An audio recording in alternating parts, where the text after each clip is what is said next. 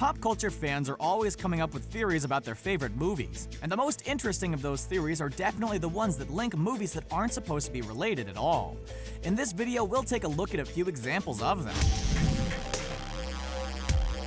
Don't forget to hit the subscribe button to ensure you're kept up to date with all of our great new videos. And before we begin, can you guess which movie this is just by looking at these emojis? Hang around until the end of the video to find out if you guessed correctly. Who are you people? Sean. Titanic is a Terminator movie. If you were asked to think of two movies that were completely different from one another, Titanic and Terminator would probably be right up there with your top choices.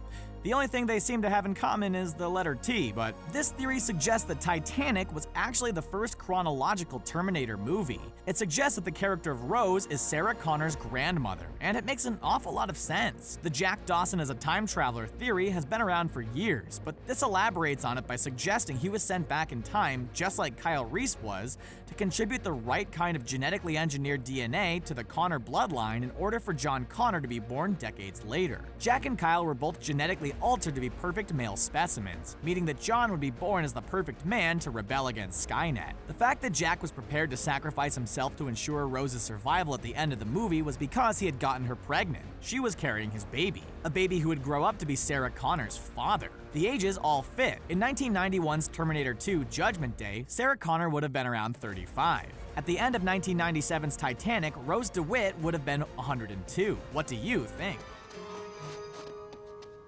Cars are still here. They didn't go to the airport. Home Alone's Kevin grew up to be Jigsaw. Did you ever stop to think that Home Alone's Kevin McCallister came away from some very traumatic experiences surprisingly unscathed and undamaged? Well, this theory suggests that he actually didn't. Kevin and the Jigsaw killer from the Saw series are both brilliant at setting traps, although Jigsaws are far more deadly, obviously. But what if Kevin's experience in the Home Alone series, being the target of a pair of notorious criminals, turned him into a twisted, deranged killer, prompting him to use his skills in setting traps in more murderous ways?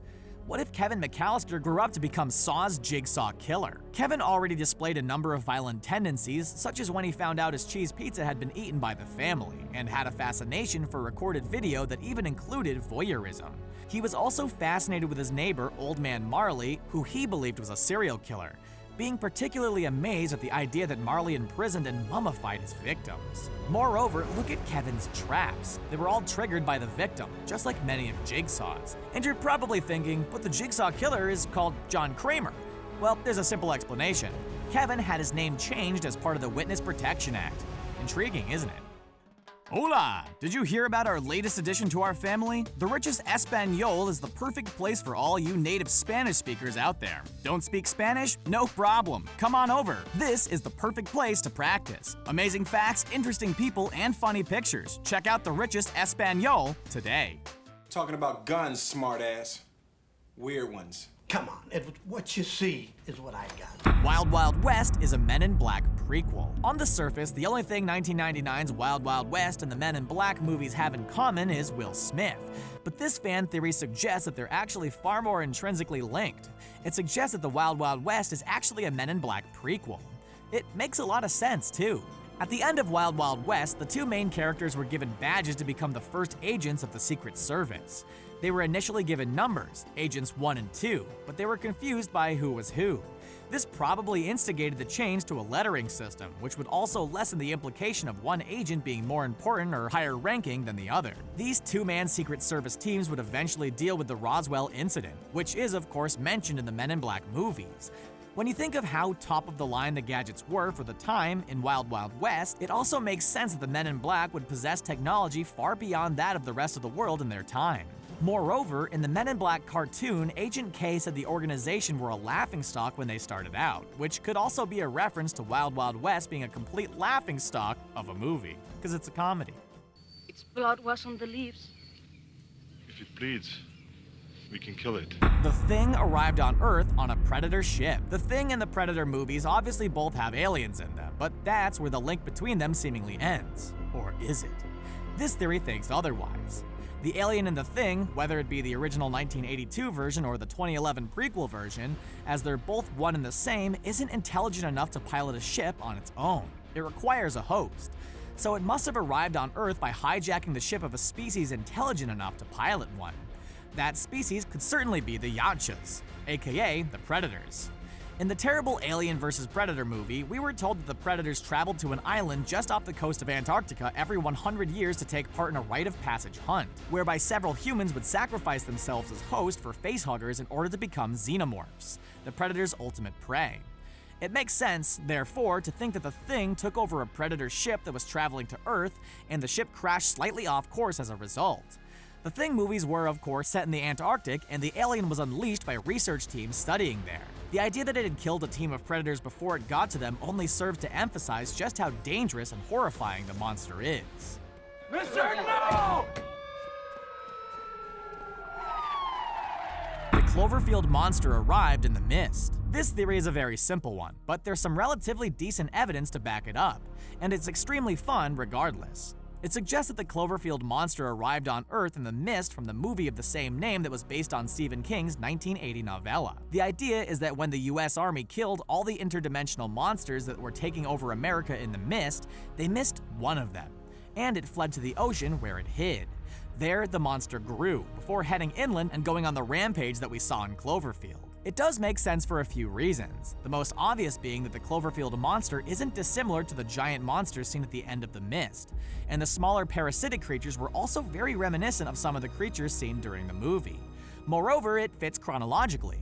The Mist was released in 2007, and Cloverfield was released in 2008, which gave the Cloverfield monster a year to grow after it escaped from the army and made its way to the ocean. Maine, where The Mist is set, is also just north of New York, so it really isn't out of the question to believe that the monster could have made its way south to trigger the events of Cloverfield.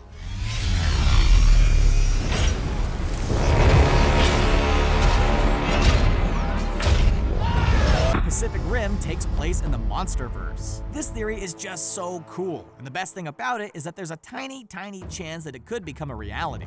For now, however, it is merely a theory and all we can do is hope. It suggests that Pacific Rim takes place in the same cinematic universe as Godzilla and Kong Skull Island, a universe known as the MonsterVerse, and that the giant robotic machines known as Jaegers are destined to fight against the two most iconic giant monsters in movie history. Pacific Rim director Guillermo del Toro has already admitted that he loves the idea, so it can't be ruled out on that basis. Moreover, Warner Bros. Owns the rights to both Pacific Rim and the MonsterVerse, which makes it possible from a legal standpoint as well. If this theory does turn out to be true, the possibilities are endless. Why stop at Jaegers, Godzilla, and King Kong fighting each other? Writers could throw in the likes of Mothra, King Ghidorah, Rodan, and Mechagodzilla to make one of the most epic cinematic throwdowns in history. Heck, we didn't think cinematic universes like the MCU and DCEU could be better, but this universe might actually top them. Get it done, Warner Brothers.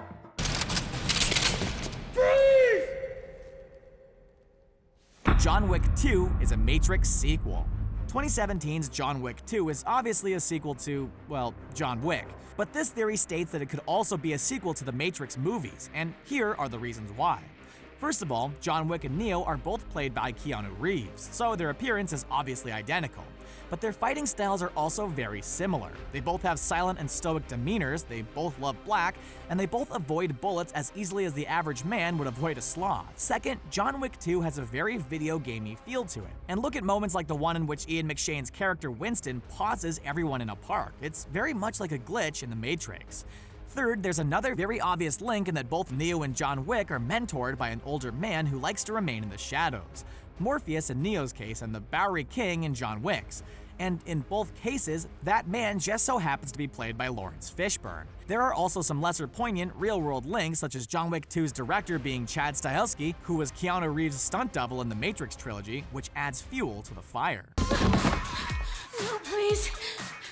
Oh God, I'm so sorry. Deadpool is set in the MCU. First of all, to say that Deadpool and the movies of the Marvel Cinematic Universe are completely unrelated is admittedly something of a stretch.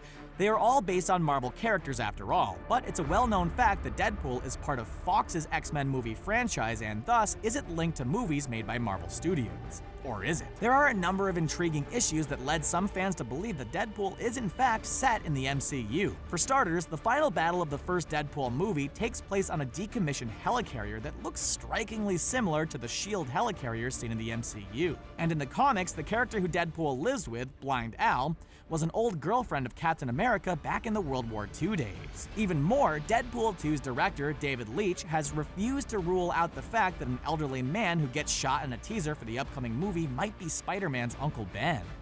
There are several other potential links, such as the fact that the Raft Prison, which exists in the MCU, was in a Deadpool deleted scene. But those are the main ones. It's certainly all worth thinking about.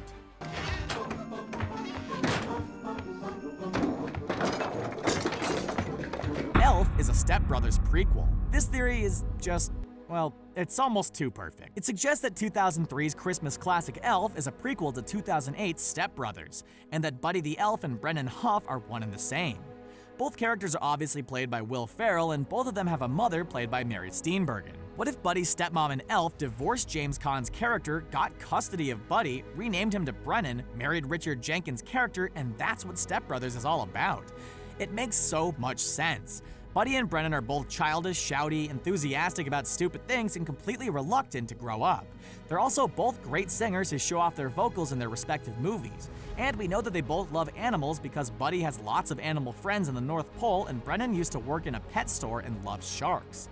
Sure, Brennan swears a lot, but living in the real world will do that to an elf. The theory even suggests that Buddy's little brother grew up to be helicopter leasing douchebag Derek, which is the only part of the theory that doesn't really make sense, as Buddy's brother was called Michael. But we're happy to completely ignore that because this theory is just so awesome and we really want to believe it. Life is a prequel to the upcoming Venom movie. Everyone's now aware that there's a Venom movie coming out in 2018, with Tom Hardy confirmed to be attached to star as Eddie Brock in the titular role. This theory suggests we've already seen a prequel to it, and it came in the form of 2017's Life. Anyone familiar with the Venom character knows that he's a human that a parasitic alien life form bonds to, and the alien in Life was indeed a parasitic life form. Calvin, as the alien in question was called, was also black in color, just like Venom is. And by the end of the movie, it had encased one of its victims in a web-like substance that wasn't unlike the webs that Venom shoots. Moreover, there was a particular shot in Life that was absolutely identical to a shot in Spider-Man 3, which just so happens to be the only Hollywood movie Venom has previously appeared in. Could the movie makers have been using the scene in question to subconsciously connect the two movies in the minds of viewers? Oh, and by the way, the movie makers in question? Well, they're none other than Sony Pictures, the same people responsible for the Spider-Man movies and the upcoming Venom movie. Also responsible for the Emoji Movie. Just think of that. And that's the end of our video. We hope you enjoyed it. Do you have any theories that link unrelated movie franchises? Let us know in the comments section below. And don't forget to like, share, and subscribe for more great videos just like this one. Oh, and the answer to the emoji quiz is... We hope you had fun guessing. Bye for now.